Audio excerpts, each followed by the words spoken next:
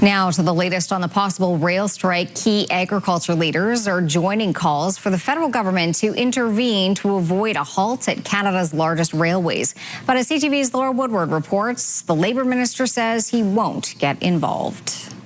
On the screen, we have the government of Saskatchewan, along with leaders in the agriculture industry, united in their message: a rail strike in Canada would be catastrophic. Simply put, the impending rail stoppage would be disastrous.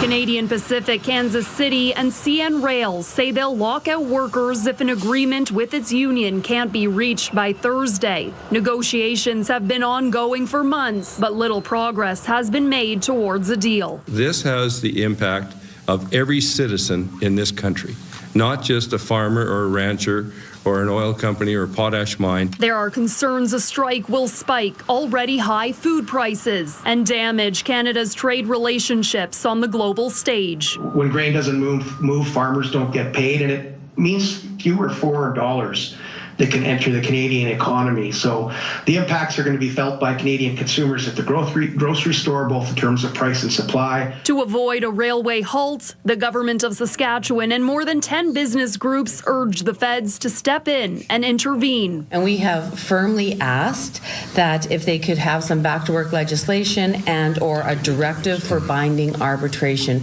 to ensure that there is no stoppage and that all of those goods can still flow while they continue to negotiate their contracts.